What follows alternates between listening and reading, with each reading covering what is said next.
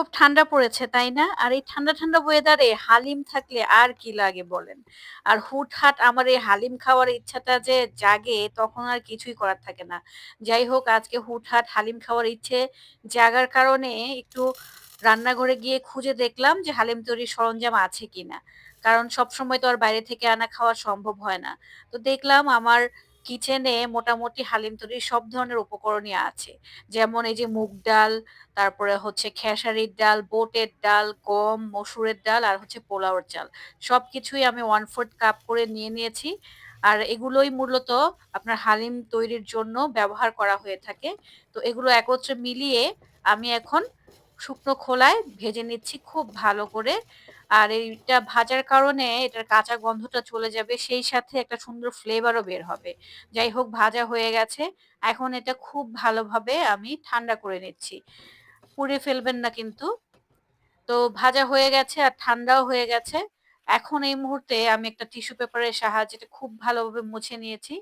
আর আপনারা চাইলে আগে থেকে যদি প্ল্যান করে করেন, তাহলে আমি অবশ্যই বলব আপনারা ধুয়ে তারপর এটা খুব ভালোভাবে শুকিয়ে আবার ভেজে এভাবে গুঁড়াটা করে নেবেন। যাই হোক আমার ডালগুলো এতটা ময়লা ছিল না। এখন সবকিছু গ্রাইন্ডার মেশিনে আমি মোটামুটি একটু দানা, দানাদার ছিল ওই অবস্থায় আমি নামিয়ে নিয়েছি বা ব্লেন্ডটা করে নিয়েছি। একেবারে মিহি করা যাবে না। কারণ হালিমটা একটু দানাদারি কিন্তু খাওয়া হয়। এটা আপনারা সবাই কম বেশি জানেন। তো যাই হোক আমাদের যেটা মেইন ইনগ্রেডিয়েন্ট হালিম মিক্স এটা কিন্তু রেডি। আপনারা কিন্তু এটা স্টোর করে রাখতে পারবেন।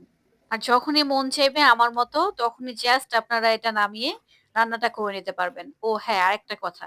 যখনই রান্না করতে যাব তখন দেখলাম আজকে ফ্রিজে মাংসও নেই। তো এখন কি করা যায়? তো মাংস ছাড়া আজকে হালিমটা রান্না করেছি কিভাবে সেটাও আজকে আপনাদের সাথে টিপস আর ট্রিকস এর সাথে শেয়ার করছি। আর পরবর্তীতে কি করছি সেটাও দেখার জন্য অবশ্যই আমি বলব ফুল ভিডিওটা অবশ্যই দেখবেন। যাই হোক হালিম মিক্সটা দেখতেই পাচ্ছেন আমি গরম পানি দিয়ে ফুটন্ত গরম পানি দিয়ে ভিজিয়ে রেখেছি। এতে করে ওটা সফট হয়ে যাবে। এদিকে মূল রান্নায় চলে এলাম। হাঁড়িতে দিয়ে দিয়েছি বেশ কিছু পেঁয়াজ কুচি। এখন পেঁয়াজটা খুব ভালোভাবে নেড়ে-চেড়ে বেরেস্তা করে নিচ্ছি। হালিম মানেই বেরেস্তা করতেই হবে। তো বেরেস্তা থেকে কিছুটা বেরেস্তা উঠিয়ে নিচ্ছি। আর বাকি বেরেস্তায় আমি দিয়ে দিচ্ছি সামান্য পরিমাণ আদা আর রসুন পেস্ট। তো মাংস ছাড়াও যে হালিম তৈরি করা যায় আসলে রান্না করতে গেলে কত ধরনের যে মাথায় বুদ্ধি আসে সেটা আমি আজকে নিজেকে নিয়েই নিজে এক্সপেরিয়েন্স করেছি। দিয়ে দিয়েছি বেশ কিছু আস্ত সরিষা, দিয়ে দিচ্ছি সামান্য পরিমাণ মৌরি, এগুলো সম্পূর্ণই ফ্লেভার অ্যাড হবে। সেই সাথে দিয়ে দিচ্ছি আস্ত কিছু গরম মসলা, দিয়ে দিয়েছি দারুচিনি, দিয়ে দিয়েছি এলাচ আর হচ্ছে লং। যেটা বললাম আমার ঘরে যা ছিল সেই মুহূর্তে, তো ওগুলো দিয়ে আমি রান্নাটা কমপ্লিট করেছি। খুব ভালোভাবে ভেজে নিয়েছি আদা রসুনটা। এখন এখানে আমি দিয়ে দিচ্ছি পরিমাণ মতো লবণ, দিয়ে দিচ্ছি সামান্য পরিমাণ হলুদের গুঁড়ো আর হচ্ছে সামান্য পরিমাণ লাল মরিচের গুঁড়ো। এগুলো কিছুক্ষণ ভেজে নিচ্ছি। আর হ্যাঁ, আমি যে পরিমাণ হালিম মিক্স তৈরি করেছি সবটুকু কিন্তু নেইনি। আমি টোটাল 1/4 কাপের যে মাপটা ওইটা দিয়ে ৩ কাপ নিয়ে নিয়েছি। এখন দিয়ে দিচ্ছি টালা জিরের গুঁড়ো সামান্য পরিমাণ। তো এটা খুব ভালোভাবে সামান্য একটু পানি দিয়ে আমি কষিয়ে নিচ্ছি। কষানো হয়ে গেছে। এখন আগে থেকে ভিজিয়ে রাখা সেই ডাল আর শস্যটা আমি দিয়ে দিচ্ছি। তো এটা কিন্তু অনেকটা রাঁধুনি প্যাকেটের যে সিস্টেমটা, ডালটা যেখানে বলাই থাকে একটু ভিজিয়ে রাখতে হবে, ওই সিস্টেমটা আমি ফলো করে করেছি। পরিমাণ মতো এখন পানি দিয়ে দিচ্ছি, যাতে করে এই ডালগুলো প্রপারলি সেদ্ধ হয়। প্রপারলি সেদ্ধ না হলে দেখবেন যে একটা কাঁচা, কাঁচা গন্ধ কিন্তু থেকে যায়। কিছুটা কাঁচামরিচ দিয়ে দিয়েছি আর ফিরে এলাম আমি প্রায় ১০ মিনিট পর।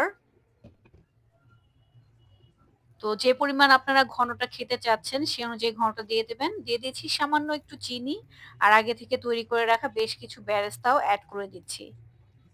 তো আমি যে পরিমাণ ঘনত্বটা চেয়েছিলাম এখন এটা সম্পূর্ণরূপে সেই ঘনত্বতে পরিণত হয়েছে। রান্নাটা আমাদের কমপ্লিট। এখন এটা আমি নামিয়ে নিচ্ছি। এখন যেটা করব সেটা হচ্ছে আজকে যেহেতু বাসায় মাংস ছিল না তাই এই যে আমি এখানে আগে থেকে রান্না করা গরুর ভুঁড়ি ছিল ওইটা আমি খুব ভালোভাবে ভেজে নিয়েছি। তো এই বুদ্ধিটাও এসেছে রাস্তায় যে হালিম বিক্রি করে মামারা উনাদের কাছ থেকে। যাই হোক আমাদের পুরোপুরি সম্পূর্ণ সবকিছু রেডি। এখন জাস্ট খাওয়ার পালা। আর এখন আমি প্লেটিং টা করছি। ১ম এই সেই হালিমটা যেটা ডালটা রান্না করা ছিল ওইটা বাটিতে নিয়ে নিয়েছি। আর এখন সেই ভেজে নেয়া ভুঁড়িটা দিয়ে দিচ্ছি। আপনারা চাইলে যদি বাসায় মাংস রান্না করা থাকে ওইটা দিয়েও কিন্তু খেতে পারেন। এখন দিয়ে দিচ্ছি কাঁচামরিচ, দিয়ে দিচ্ছি বেরেস্তা, দিয়ে দিচ্ছি ধনিয়া পাতা আর লেবু ছাড়া তো হবেই না। দিয়ে দিয়েছি লেবু। তো আমাদের পারফেক্ট হালিম কিন্তু একেবারেই তৈরি। আমি তো লেবু দেখা যায় ১ পিস লাগে না, আরো বেশি লাগে। প্রায় ২ থেকে ৩ টুকরাও লেবু নিয়ে নেই। আলহামদুলিল্লাহ খেতে অসাধারণ হয়েছিল। তো এইভাবে কিন্তু আপনারা আমার মতো করে হালিমটা রান্না করে খেতে পারেন সবসময়।